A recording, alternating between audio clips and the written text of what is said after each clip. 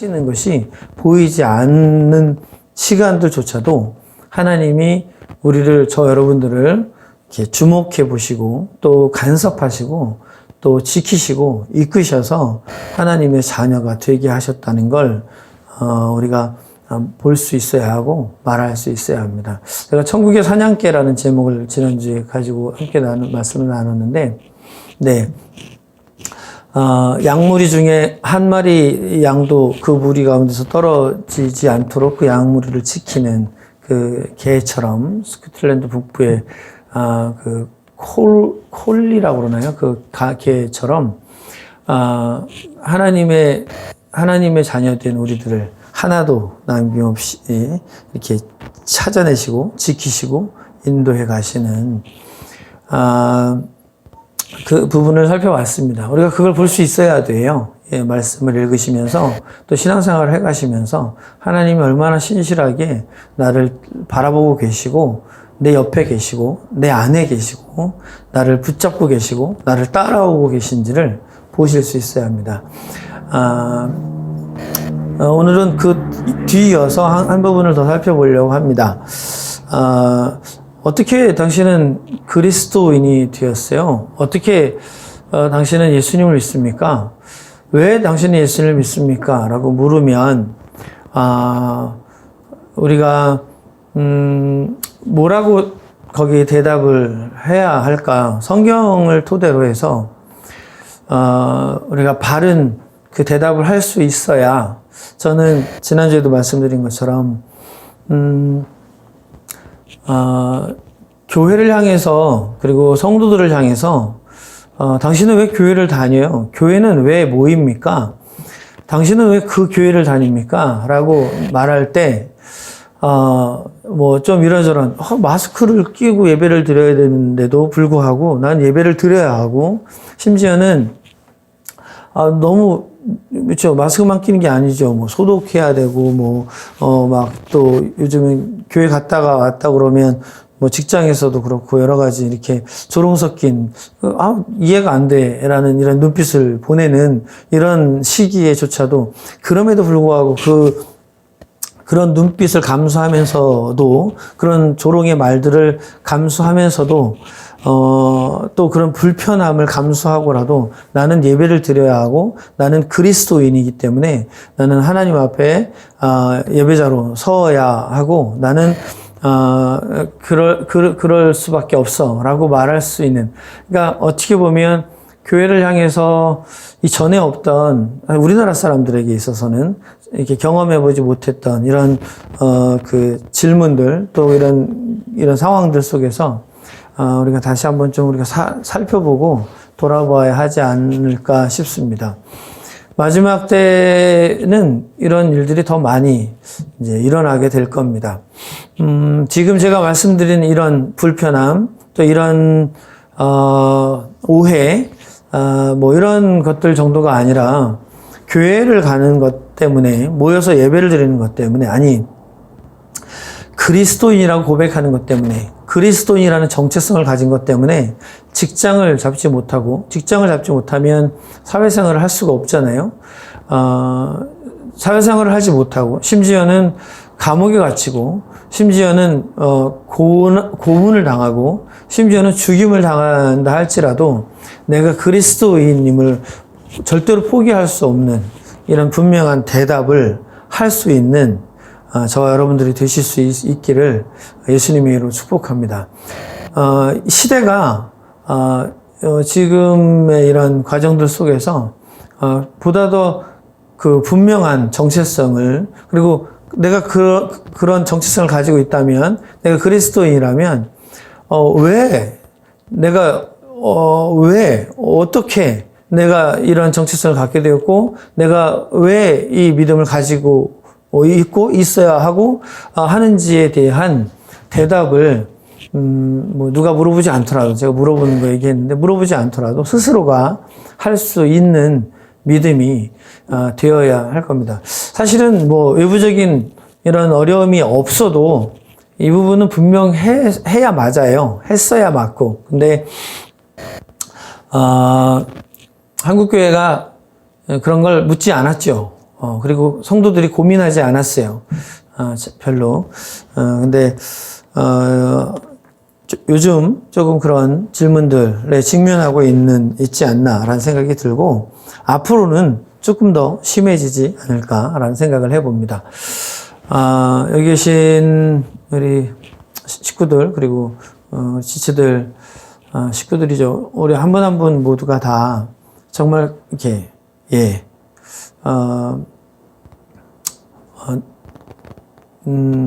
내가 왜 예수님을 믿는지, 내가 그리스도인이 왜 돼야 되는지, 사모님이, 예배 안 드리면 쫓아와서 집에서 예배 드린다고 그러니까. 그래서 예배 드리는 게 아니고, 그래서 그리스도인이 아니고, 사모님 그렇게 하시지 않아도, 그 누가 뭐라고 하지 않아도, 이모가 뭐라고 하지 않아도, 네 스스로가 그리스도인으로서의 정체성을 가지고, 예배 드릴 수 있는 하나님의 자녀로서의 정체성을 가지고 있는 강진이 우리 다음 세대 친구들, 어른들, 우리 모두가 다 그럴 수 있어야 하고, 그럴 수 있기를, 더 분명하게 그렇게 설 수 있기를 예수님의 이름으로 축복합니다.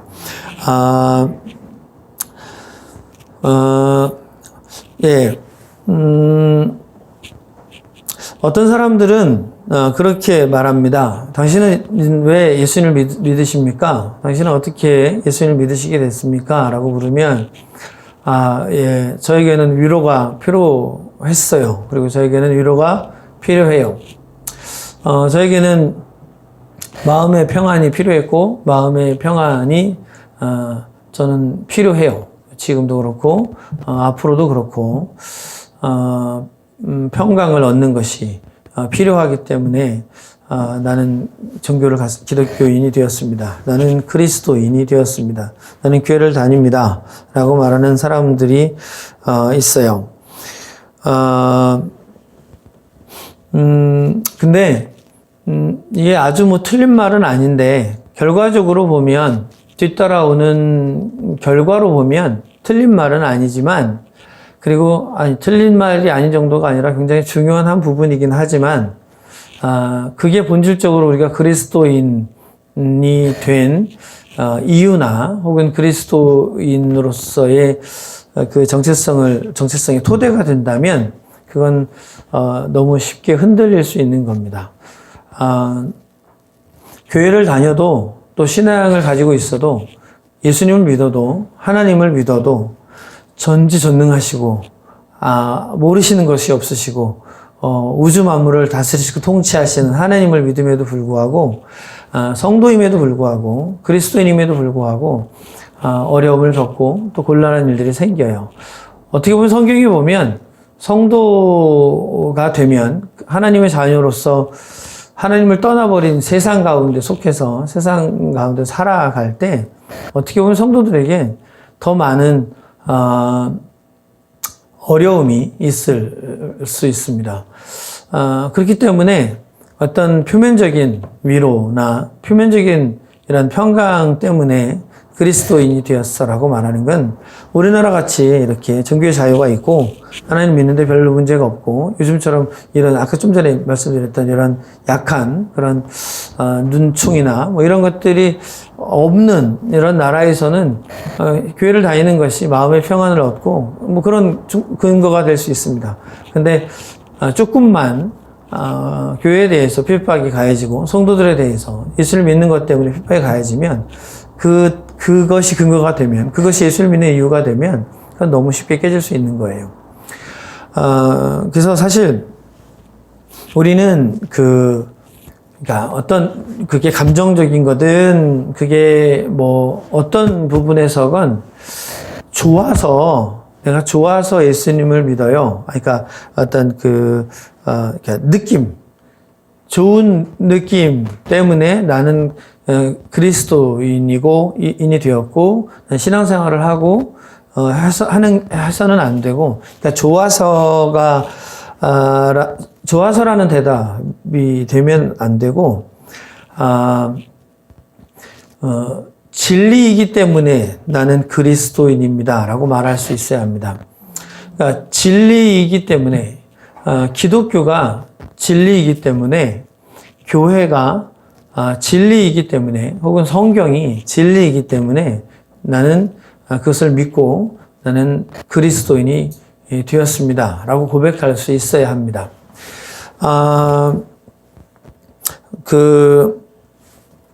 요즘 시대를, 시대적 사조를 일컬어서 부르는 그 말로 요즘 시대를 포스트 모던이라는 이름을 붙여서 요즘 시대를 말을 많이 해요. 포스트 모던이라는 말 자주 접하는 말은 아니지만, 우리가 살고 있는 시대가 그런 시대적 사조를 가지고 있는 시대입니다. 지금 저와 여러분들이 하루하루 살고 있는 이 시대가. 근데 이 포스트 모던 시대 가장 핵심적인 특징이 뭐냐면요. 그 규정 짓는 그 핵심 특징이 뭐냐면, 보편적이고 객관적인 진리가 없다는 겁니다. 그러니까, 보편적이고, 객관적이고, 절대적인 진리는 없어가 포스트 모던 시대의 모토고, 핵심, 기치입니다. 토대예요. 반대로 말하면 이런 거죠. 상대적이고, 또, 나름대로의 개인적인 이런 것들이 다 진리라고 말하는. 그러니까 이제, 나름 상황에 따라, 사람에 따라 또 이렇게 그게 진리지, 어디에나 이렇게 해당되고, 어떤 상황에도 해당이 되고, 누구에게도 해당이 되고, 또 어떤 문화가 달라도 동일하게 적용되는 어떤 보편적이고 객관적이고 절대적인 진리가 없어 라고 말하는 거예요.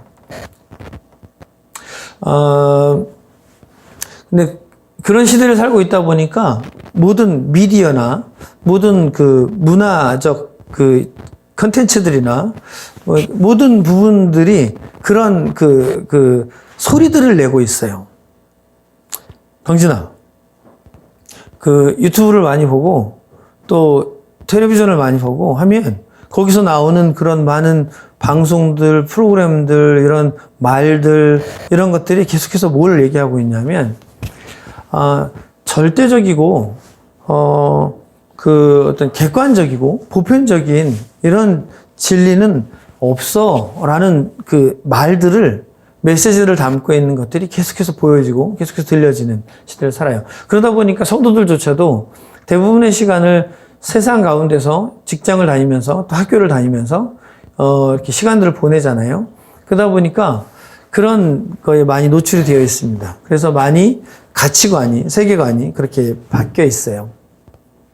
그래서 사실 교회를 오면, 교회에서 지금 이렇게 예배를 드리는 시간에 말씀을 듣거나, 혹은 어떤 이렇게 개인적으로 말씀을, 이제 성경을 읽어보거나 하면 많은 충돌이 일어나요, 사실은. 이 포스트 모더니즘의 이런 그 관점들하고 내가 가지고 있는 이 관점이 자꾸 충돌을 일으키곤 하죠. 그리스도인은요, 객관적이고 보편적인 진리가 있다는 걸 믿는 사람들입니다. 그리스도인은, 절대적인 진리가 사람이 달라도, 또 나라가 달라도, 민족이 달라도, 문화가 달라도, 공통되게, 적용되는, 변하지 않는, 사실 진리라는 말 자체가 그렇거든요. 상대적인 진리는 진리라고 말하면 안 돼요. 상대적인 거기 때문에. 그러니까 진리라는 말 자체가 그런 거에 시간, 옛날이건 지금이건 앞으로도 마찬가지고, 또 공간이 달라도, 문화가 달라도, 언어가 달라도, 상관없이 똑같이 해당이 되어야 진리라고 말할 수 있는 겁니다. 근데 그리스도인은 뭐가 있다는 걸 믿는 거냐면 진리가 있다는 걸 믿는 겁니다. 진리가 있다는 걸. 변함없는 것이 있다는 걸 믿는 거예요. 사실 기독교가 말하는 거는 기독교라는 어떤 조직이 말하는 게 아니고, 이렇게 그 뿌리를 보면요. 뭐냐 하면, 기독교가 말하는 거는 그 예수님이 말한 거예요. 그러니까 성경이 말하는 거죠. 성경이 말한 거고, 예수님이 말한 거예요. 그러니까 이제 좀 좀 표현을 달리해서 말하면, 뭐가 진리임을 믿는 사람들이 그리스도인이냐면, 예수님이 말씀하신 게 진리임을 믿는 사람들이 기독교인인 거예요. 예수님이 말씀하시는 거, 예수님이 주장하시는 거를 진리라고 믿는 사람들이 그리스도인인 거죠. 그러니까 여러분들이 당신은 왜 그리스도인이 됐어요? 어떻게 다 그리스도인이 됐어요? 당신은 왜 그리스도인이에요? 라고 물으면 우리가 대답해야 되는, 그러니까 성경을 토대로 우리가 분명하게, 저 여러분들이 그러실 줄 믿지만 또 분명하게 대답할 수 있어야 하는 것이, 그 대답이 뭐냐면, 나는 예수님의 주장이 진리임을 믿기 때문에 나는 그리스도인입니다 라고 대답할 수 있어야 합니다. 예수님이 말씀하신 게, 예수님이 이렇게 말씀하신 게 예수님의 주장이 진리라고 믿기 때문에 나는 그리스도인입니다 라고 말할 수 있어야 돼요. 우리가 같이 읽은 요한복음 14장 6절에 예수님이 자기 자신에 대해서 뭐라고 말씀하셨냐면 이렇게 말씀하셨어요. 내가 곧 길이요 진리요 생명이니 나로 말미암지 않고는 아버지께로 올 자가 없느니라. 예수님 자신이 길이고 진리고 생명이래요. 이걸 풀어서 나눠서 설명할 수도 있지만, 우리가 그 구원을 얻는데, 우리가 하나님 나라에 들어가는데 있어서 유일한 길이 자기 자신이라는 거예요. 그리고 사람이 이 먹는 것으로만 살 수 없는데, 사람이 그 영혼의 생명이 있는데, 이 영적인 생명을 얻고 또 이 영적인 생명을 유지하고 영적인 생명을 더 이렇게 풍성하게 하는 그게 다른 밥을 먹거나 빵을 먹거나 고기를 먹거나 이런 것뿐만이 아니라, 그것처럼, 그래야 우리 몸이 건강한 것처럼 예수님이 우리의 밥이라는 거예요. 그러니까 예수님이 예수님 그렇게 말씀하신 거예요. 당신이 생명이래요. 그러니까 이렇게 얘기를 하시는 거예요. 예수님 이렇게 주장을 하시는 거예요.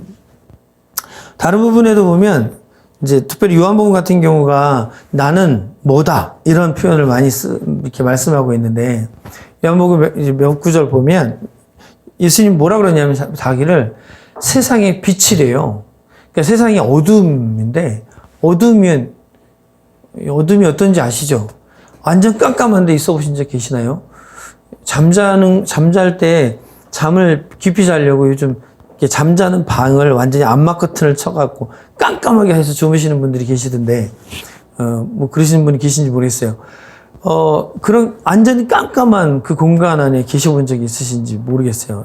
보통은 이렇게 정전이 되거나 이래도 그 정도 안 되죠. 근데, 완전히 세상이 어둠인데, 그 어둠 가운데 자기를 뭐라고 말씀하시냐면, 내가 그 어둠 가운데 빛이래요. 예수님 그렇게 말씀하신 거예요.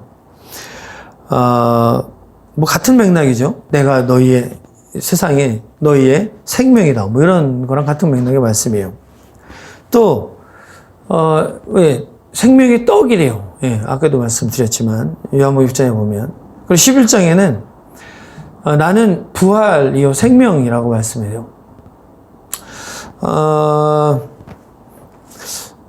복음서에 보면, 그리고 이제 뒤에 사도행전이나 서신서들을 보면, 복음서를 토대로 해서 예수님이 하신 말씀들을 토대로 해서 예수님이 하신 일들을 토대로 해서 복음서에는 예수님이 자기가 누구인지 이렇게 드러내 보이셨어요. 말씀을 하시기도 하고 또 이렇게 어떤 사건들을 통해서 당신이 누구인지를 드러내 보이신 거예요.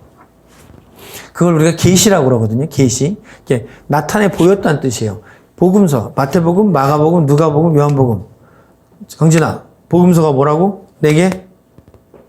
마태복음, 마가복음, 누가복음, 요한복음. 알겠지? 알 텐데, 목사님이 한번 물어봐 본 거예요. 복음서에는 예수님이 말씀을 통해서 또 어떤 일들을 통해서, 사건들을 통해서 당신이 누구인지를 계시해 계시하신 거예요. 드러내 보이신 거예요. 그리고 사도행전이나 뒤에 서신서들은 예수님이 말씀하신 거, 예수님이 행하신 것들을 토대로 제자들이 뭘 얘기했냐면 예수님이 이런 분이라고 막 전하고 다닌 거예요. 사도행전이나 서신서는. 그러니까 신약성경 전체가 사실은 예수님이 누구신지를 말씀하고 있는 거죠. 사실 크게 보면 구약도 마찬가지예요. 예수님이 누구인지에 대해서 말씀하고 있는 거예요. 근데 이 예수님이 누구인지에 대해서 조금 많은 말씀을 하셨으니까, 많은 일들을 하셨으니까, 근데 제가 이거를 좀 정리를 해가지고, 오늘 좀 잠깐 살펴보려고 하려고 하는데, 그 예수님의 직접 이렇게 주장하신 걸 이렇게 좀 토대로 해서, 좀 정리를 한번 해보면, 첫 번째는, 예수님 뭐라고 그러시냐면, 나는 구약을 성취했다라고 말씀하시는 거예요. 그러니까 구약 성경 있잖아요. 구약 성경. 그러니까 구약 성경을 성취했다. 나는 구약 성경을 성취한 사람이다라고 말씀하고 있어요. 마가복음 1장 15절에 보면요. 이르시되 때가 찼고 하나님의 나라가 가까이 왔으니 회개하고 복음을 믿으라 하시더라.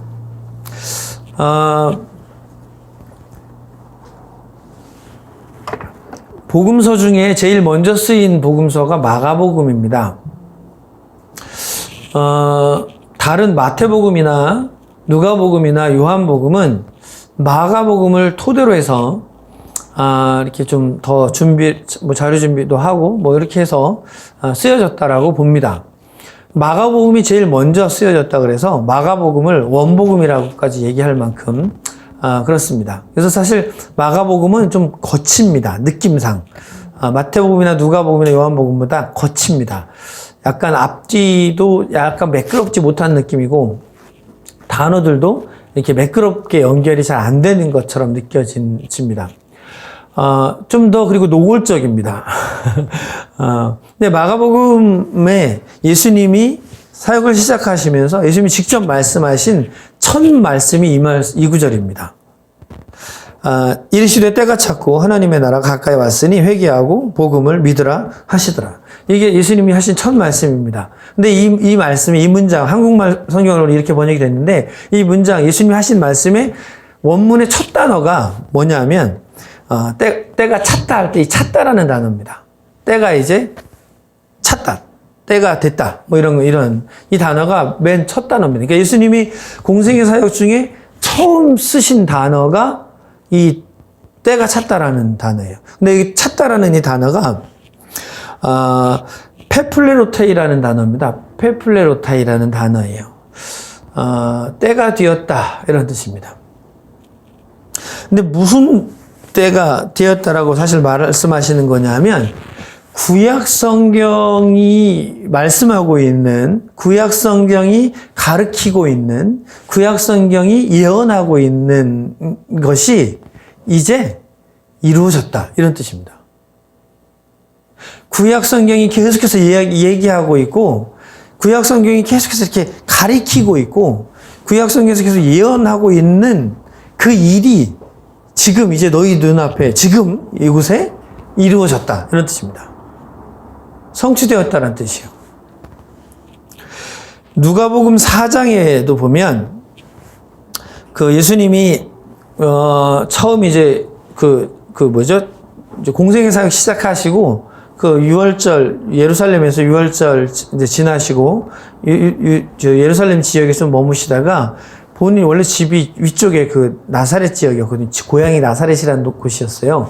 근데 거기 가셔서 이제 그 안식일 날 회당에 들어가셔서 예배를 드리는데 그때 있었던 일이에요. 거기 제가 좀 찾아보겠습니다. 누가복음 4장에 보면 14절 이하에 보면 그 나사렛 회당에 이제 나사렛에 가셔서 그 나사렛에서 예배를 드리러 가셨는데 거기 17절에 보면 이렇게 되어 있습니다. 유대인들이 회당에 모여서 예배를 드릴 때 어떻게 했냐면 이렇게 사람들이 이렇게 모여가지고, 그 중에 어떤 이제 랍비라든지 아니면 그 회당장이라든지 아니면 그 이렇게 성경을 가르칠 수 있는 어떤 사람이 앞에 나와서 성경을 이제 읽고 그 성경을 이렇게 좀 설명하고 이렇게 이제 하나님 또 찬양도 하고 뭐 이렇게 이제 예배를 드리곤 했는데, 그 자리에서 예수님이 이제 성경을 읽으시는 거예요. 선지자 이사야의 글을 드리거늘 책을 펴서 이렇게 기록된 데를 찾으시니 곧 주의 성령이 내게 임하셨으니, 이사야 61장 말씀이에요. 이사야 선지자가 예언한 말씀이에요. 주의 성령이 내게 임하셨으니 이는 가난한 자에게 복음을 전하게 하시려고 내게 기름을 부으시고 나를 보내사 포로된 자에게 자유를, 눈먼 자에게 다시 보게 함을 전파하며 눌린 자를 자유롭게 하고 주의 은혜의 해를 전파하게 하려 하심이라 하였더라. 이사야서에 이제 구약 성경은 계속해서 그 메시아를 가리키고 있어요. 그리고 그 메시아를 통해서 이루어질 하나님 나라를 계속해서 가리키고 있거든요. 구약 성경은. 근데 이 이사야서 61장은 그 메시아에 대한 예언입니다.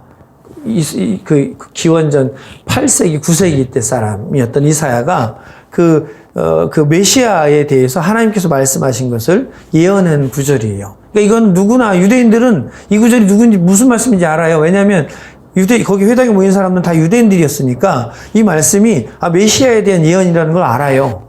이게 이제 우리가 고대하는 오실 메시아, 그분이 오셔서 우리를 자유케 하고 우리를 해방시키고 우리를 온전케 하고 그래서 하나님의 나라를 이루실 거라는 걸 알고 있기 때문에 이 말씀이 무슨 말씀인지 알아요. 이사야 61장 말씀이거든요. 그러니까 거기 모인 사람 다 알아. 근데 이거를 예수님이 앞에 나와서 읽으신 거예요. 이걸 찾아서 읽으셨어. 읽으시고서 뭐라고 그러시냐면 그 밑에 보면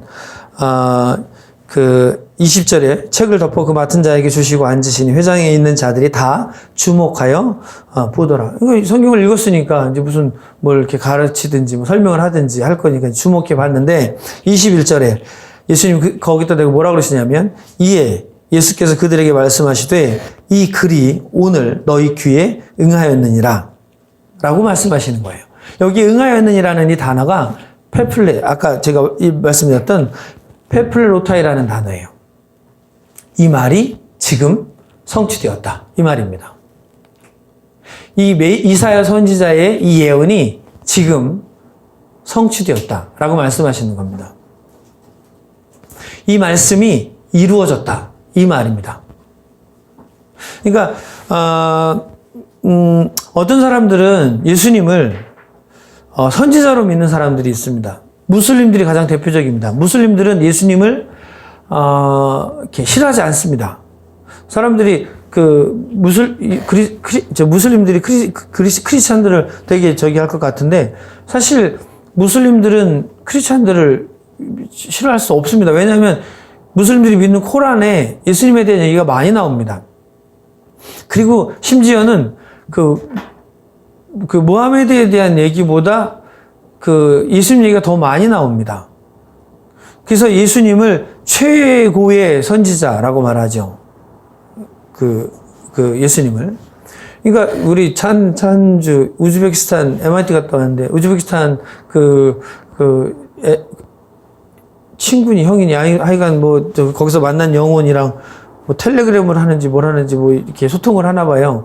무슨 말로 어떻게 소통을 하는지 모르겠는데 아무튼 소통을 하나 봐요. 근데 엊그저께 형이라 그랬던 것 같아요. 형이 너도 거기다 무슨 글을 썼더니 너도 무슬림이야 이렇게 물어봤대요. 어떤 글을 썼더니 너도 무슬림이야 이렇게 물어봤대요. 그래서 당황해가지고 내가 예수 믿는다는 걸 말을 해야 되나 말아야 되나 해갖고 선교사님한테 물어보고 그랬다고 그러더라고요. 말해도 돼요. 무슬림들은 예수님을 믿어요. 근데 이제 선지자로 믿어요. 선지자로 믿어요. 근데 예수님은 선지자가 아니에요. 선지자이기도 하지만 단순히 선지자가 아니에요. 그러니까 예수님은 자기를 뭐라고 주장하셨냐면 자기를 통해서 자기가 구약에서 계속해서 가리키고 있는, 구약에서 계속 얘기하고 있는, 구약에서 이렇게 예언하고 있는 그 메시아로서 구약의 말씀들을 뭐 했다고? 성취했다라고 말씀하는 거예요. 구약이 성취됐다라고 말씀하신 거예요. 자기를 통해서. 자기를 통해서 구약이 이루어졌다. 라고 말씀하신 거예요. 그러니까 사실 이거는 엄청난 말이에요. 구약의 그 말씀이 메시아, 그러니까 계속해서 메시아에 대한 얘기를 하고 있거든요. 메시아가 뭐냐면 구원자에 대한 얘기를 하고 있는 거예요. 그리스도에 대한 얘기를 하는 거예요. 우리의 구원에 대한 얘기를 하고 있는 거예요. 자기들의 이스라엘의 구원에 대해서 계속 말씀하고 있는 거거든요. 그러니까 메시아의 구원자에 대해서 말을 하고 있는데 예수님이 뭐라고 하는 거냐면 그 구원자가 자기라는 거예요. 그리스도라고 말하는 거예요. 구약이 성취되었다. 나를 통해서 이루어졌다라고 말하는 거고, 나를 통해서 성취되었다라고 말하는 거죠. 예수님이 이렇게 말씀하셨어요.